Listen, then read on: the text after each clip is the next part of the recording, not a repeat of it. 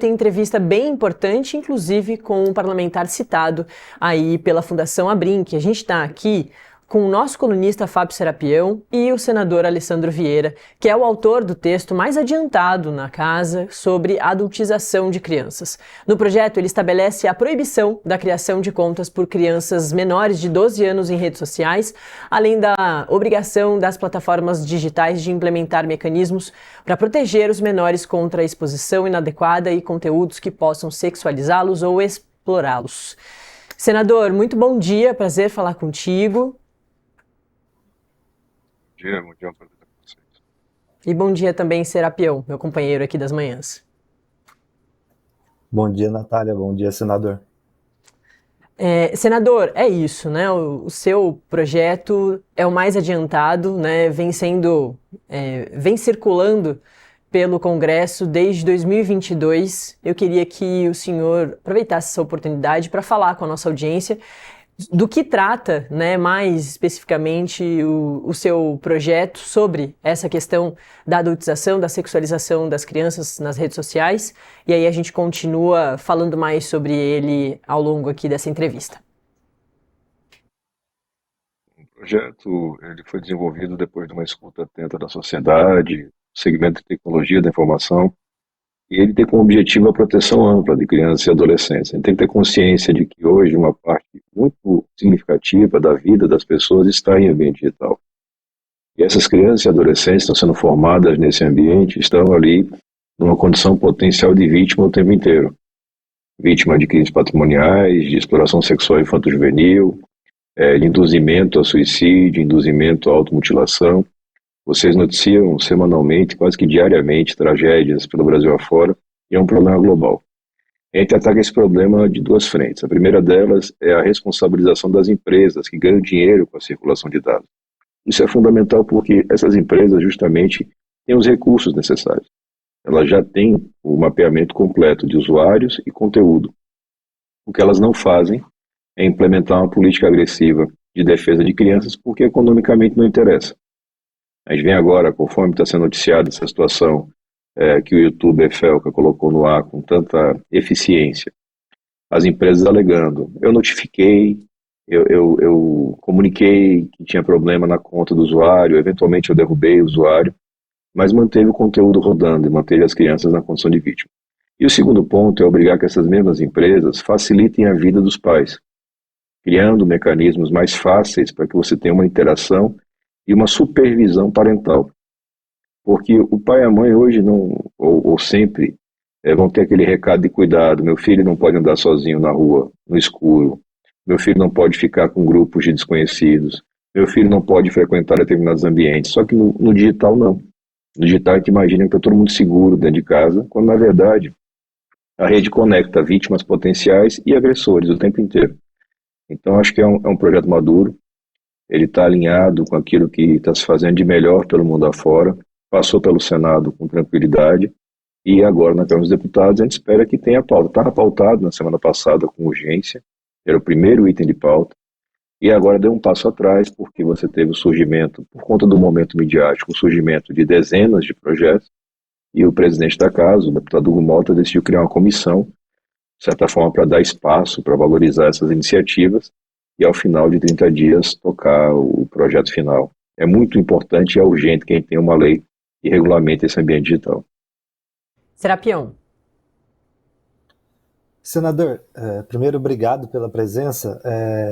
A minha dúvida é justamente sobre essa questão da Câmara, né? A gente sabe, o senhor aí que é um senador um pouco mais independente, que sempre aponta os dedos aí para alguns problemas do nosso Congresso, a gente sabe que quando surge um tema como esse, ganha espaço na mídia, a Câmara, o Senado se movimenta, mas às vezes no curto prazo a população esquece, surge outra crise e o tema volta aí para o esquecimento. O senhor acha que realmente isso vai ser votado, que vai ter um encaminhamento? A gente brinca que quando se cria um grupo de trabalho, uma comissão, é mais para deixar o tempo passar. Se já tem esse projeto do senhor pronto, já encaminhado há alguns anos, por que não votar agora? Nesse sentido que eu faço a pergunta para o senhor acha que esse tema realmente vai ganhar um destaque aí, vai ser votado, vai ser analisado, ou é mais essa fumaça que a gente vê por causa do efeito midiático do vídeo do Felca? Infelizmente, é da natureza da política essa busca por protagonismo, né, por holofote. E isso acaba retardando algumas iniciativas. Nesse caso específico, a gente imagina que, por conta da pressão, por conta da natureza das vítimas, não se vai colocar uma pedra em cima do assunto. Vai ter esse momento de disputa por holofotes, esse momento de debate mais intenso, e logo em seguida a gente vai retomar o eixo e levar para votação. O que preocupa mais do que o rito adotado pelo presidente da Câmara é o fato de que essas empresas elas atuam normalmente com um lobby muito agressivo no Congresso. E elas sempre rejeitam regulamentação porque elas não querem ter custo financeiro. Para elas, essas crianças, esses adolescentes são só um número a mais no balanço comercial. E eles querem mais tempo de tela, eles não se preocupam nem um pouco de quem quer que seja. Então, esse que é o desafio. Não permitir que o lobby das empresas tome conta do espaço e retarde, como já retardou várias outras iniciativas ao longo dos últimos anos. As crianças, a cada instante, estão sendo vitimizadas. E a omissão da Câmara dos Deputados colabora para essa vitimização. Senador, o senhor também assinou a CPI sobre a erotização precoce na internet, né, proposta.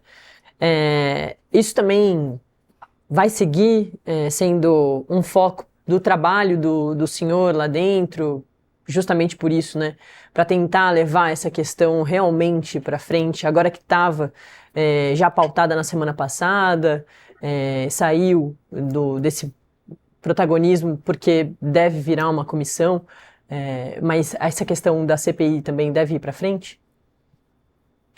Eu imagino que sim, ela reuniu um número de assinaturas bastante elevado. Qual é o risco desse tipo de comissão parlamentar? É você tentar transformar o Congresso ou o Senado numa delegacia de polícia e começar a fazer a apuração individualizada de casos, quando o que a gente tem que fazer é regulamentar as ferramentas, o meio, né, digital como um todo. Porque punir o indivíduo A ou B não resolve a questão, que é sistêmica, né? Crianças e adolescentes são explorados desde sempre na sociedade, né? E o ambiente digital potencializou isso muito. Criou um mercado digital imenso que movimenta bilhões de dólares, todo ele focado no consumo desse tipo de produto.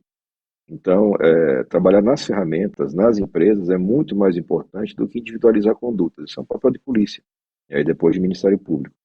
A gente vai estar participando do debate. Não dá para fazer tudo ao mesmo tempo, né? Então a gente tem uma CPMI do roubo do INSS, a gente tem uma CPI de crime organizado já na fila para andar aqui no Senado. Agora surge mais essa CPI para cuidar de ambiente digital, de adultização.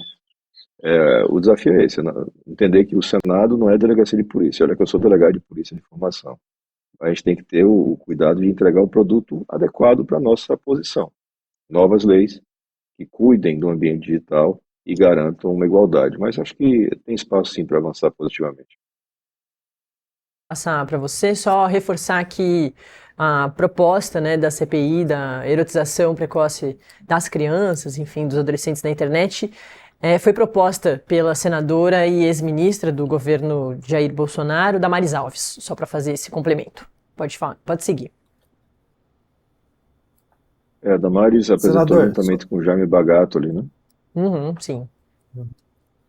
Senador, o senhor falou aí sobre o primeiro ponto, que é a responsabilização das plataformas, né? Eu entendo isso como o dever das plataformas de moderar esse conteúdo que circula ali dentro. A gente fez até recentemente algumas matérias na coluna sobre isso.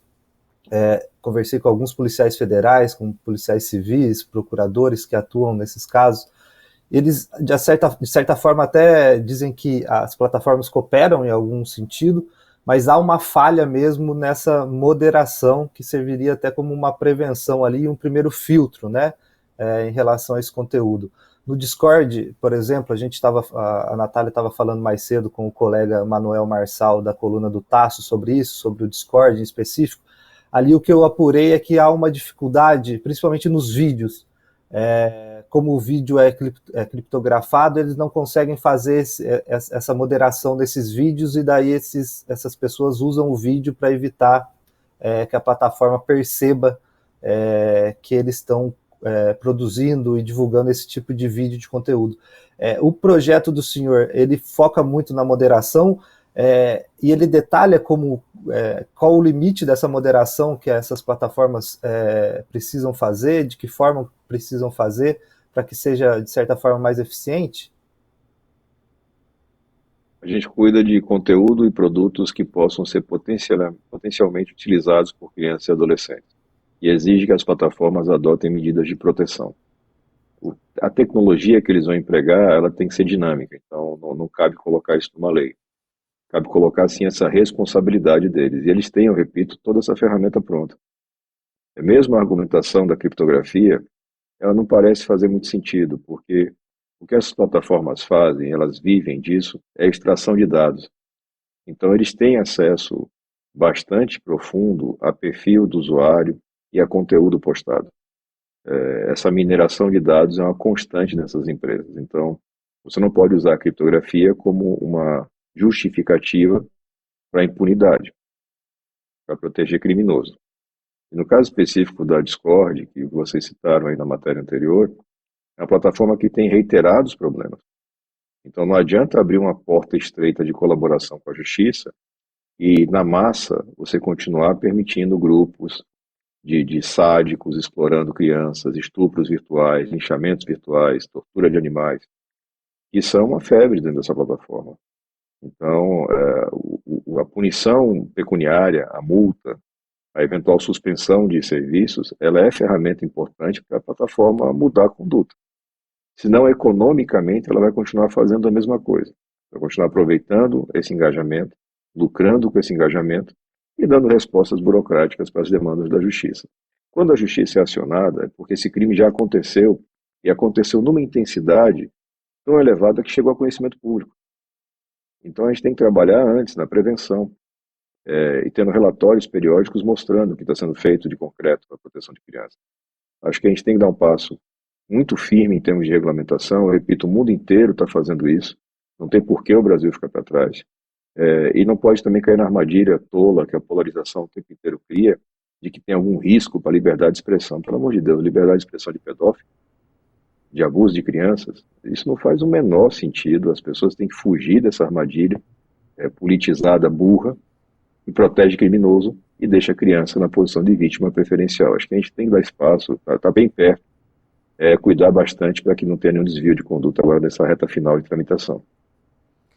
Senador, um dos pontos também é a proibição do registro de contas, né, de crianças menores de 12 anos nas plataformas.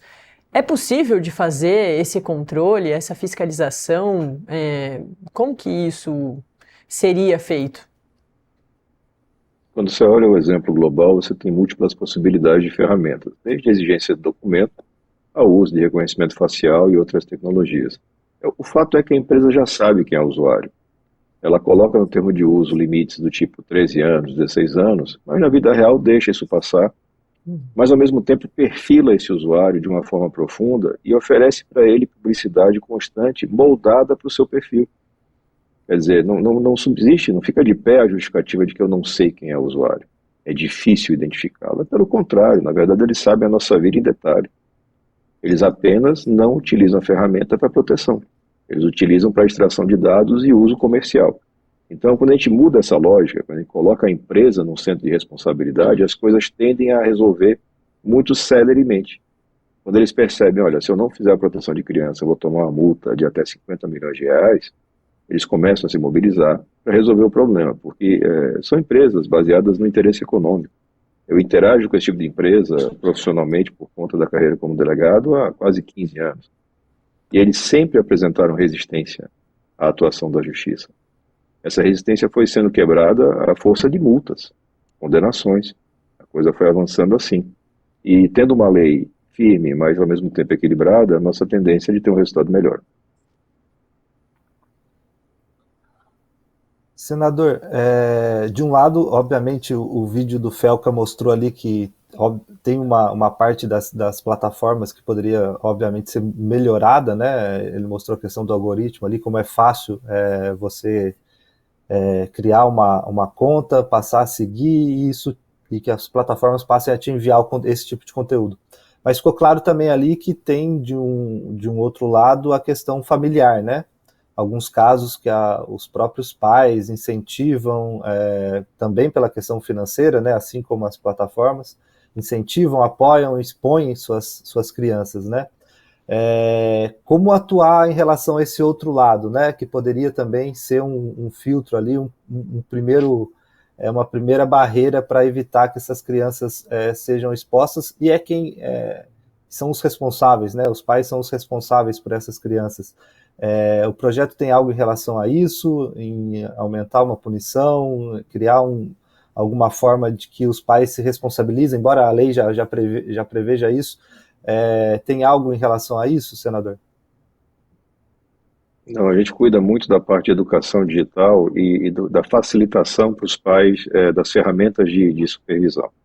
Porque você tem uma imensa maioria de pais que estão nesse ambiente de forma ignorante. Os filhos, filhas estão ali na posição de vítima porque esses pais não têm conhecimento suficiente. Isso é muito natural por conta da questão de geração. Um pequeno grupo deliberadamente coloca seus filhos nessa situação para ter vantagem financeira. Da mesma forma como acontece na vida real. Na vida real, infelizmente, o ingresso de crianças e adolescentes no ambiente de exploração sexual muitas vezes se dá por condução da família, para ajudar no sustento familiar. Então, transpondo para o digital, a gente tem que cuidar daqueles que não têm conhecimento, e a gente faz isso exigindo que as empresas viabilizem essa educação, viabilizem as ferramentas, que elas configurem por origem, por padrão, no formato mais restritivo de acesso, exigindo que os pais ou responsáveis façam as liberações de forma muito, muito cuidadosa, e também, ao mesmo tempo, com os relatórios, com as comunicações, você fortalece os órgãos de controle para punir aqueles pais que deliberadamente colocam os filhos numa condição de vítimas. Acho que tem que somar as duas coisas, mas bato muito na tecla. A atuação das empresas é a chave para você ter um avanço nesse cenário. Senador, os jogos online também estão previstos aí na atenção do projeto, porque a gente vê que nas denúncias não tem só a abordagem desses criminosos pelas redes sociais, mas muitas vezes encontram esses jovens pelos jogos e aí levam, né, esses jovens para ir Telegram, WhatsApp e outras redes para conversar com eles. Você faz a captura de vítima em ambiente aberto, depois você tenta levar para um ambiente criptografado. Esse é o roteiro mais tradicional desse tipo de agressor. O ambiente de jogos, na medida em que ele passa a permitir interação entre os usuários, ele se equipara a uma rede social.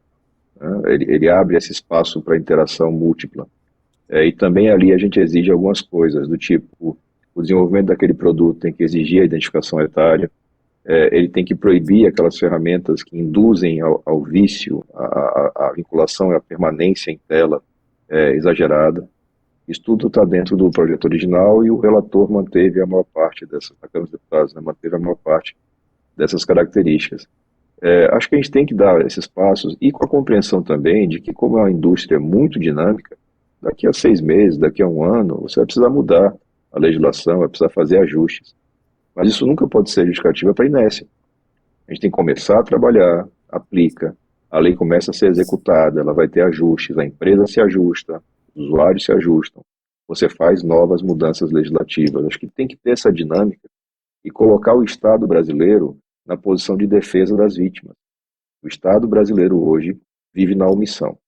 Quando eu vejo um relato orgulhoso do Ministério da Justiça de alguma coisa como 1.000, 1.500 casos investigados, tem um pouco de ridículo nisso. Porque nós estamos falando de dezenas, centenas de milhares de vítimas. E a apuração de uma parcela ínfima disso não justifica nenhum motivo de orgulho, pelo contrário. Então a gente tem que trabalhar com muita intensidade, com muita consciência da gravidade da situação e com a consciência também de que o Congresso tem condições de ajudar nesse processo. Ajudando nessa parte de legislação, mas no passo seguinte também ajudando com orçamento, porque as polícias precisam de mais investimento para poder trabalhar. É uma indústria muito dinâmica, é um crime muito dinâmico. A gente está falando aqui de um segmento do crime, que é esse que ataca crianças e adolescentes, mas se você olhar para o patrimonial em ambiente digital, é uma selva. né? A gente está falando de bilhões de reais todos os anos que são roubados das pessoas, com incidência mínima da polícia com relação aos criminosos. Então, as facções migraram para essa seara com muita intensidade, dentro e fora do Brasil. A gente tem que entender isso e entender que a gente vai ter que empoderar mais o Estado. Serapião?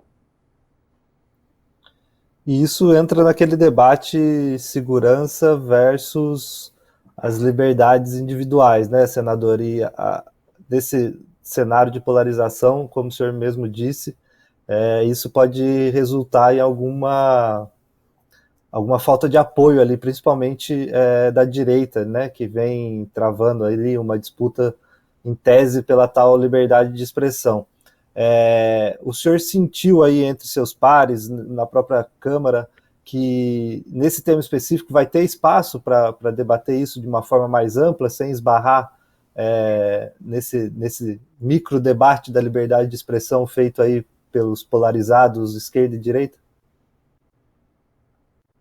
Olha, a polarização no Brasil há muito tempo está servindo de cortina de fumaça para preguiçoso, né? Você não quer trabalhar, você não sabe trabalhar às vezes, e você usa a polarização como um escudo, né, para tudo.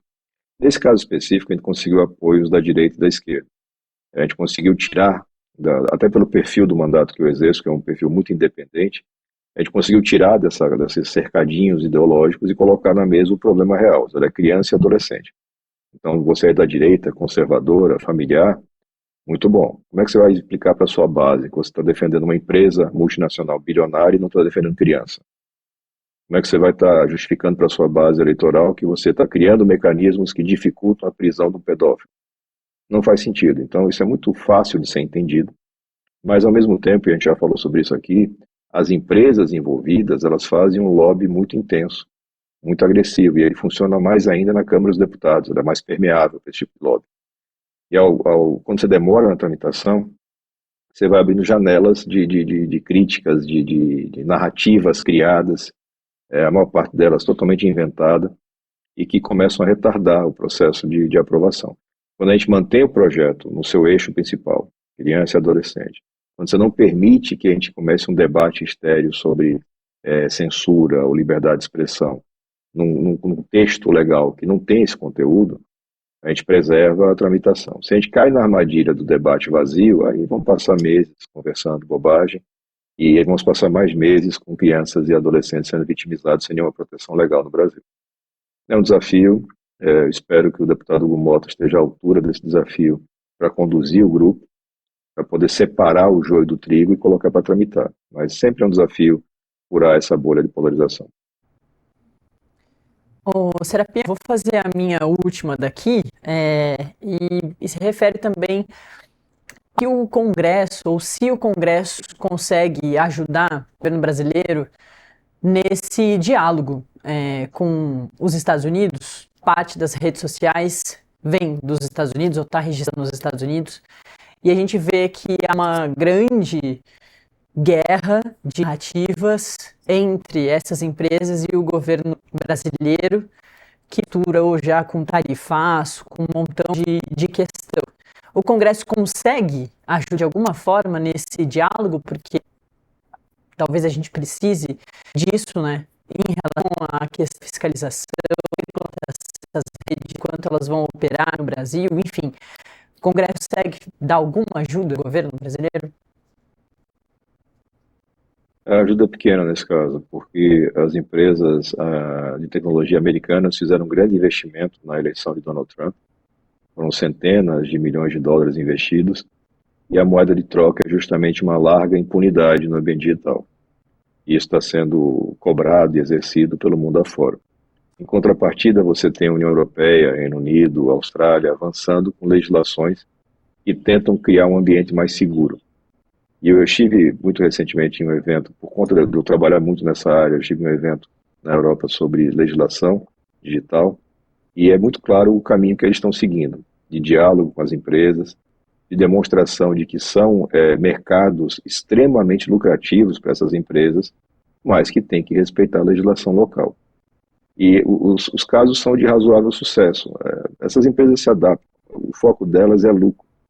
Então, quando você estabelece uma regra, olha, tudo bem, você vai continuar tendo seu lucro, mas você vai ter que criar um ambiente mais seguro para crianças, eles vão se adaptar naturalmente. Mas o primeiro momento é de resistência dura e de tentar sempre confundir o que é regulamentação do ambiente com uma possível censura ou restrição de liberdade de expressão. Nada existe no texto, não tem nem perto de coisa parecida.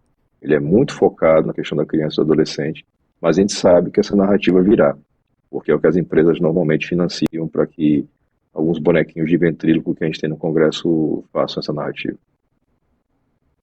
Perfeito. Peão? Acho que é isso, Natália.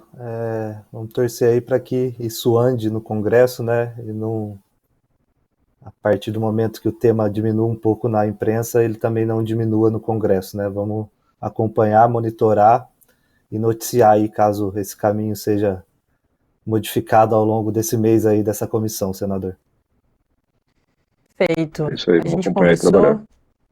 eu e o Fábio Serapião conversamos com o senador Alessandro Vieira, que está já há alguns anos em cima da questão da adultização, da sexualização das crianças, dos adolescentes nas redes sociais. O senador Alessandro Vieira, que é autor do projeto Lei 268 de 2022. Muito obrigada, senador. Certamente a gente vai voltar a conversar com o senhor.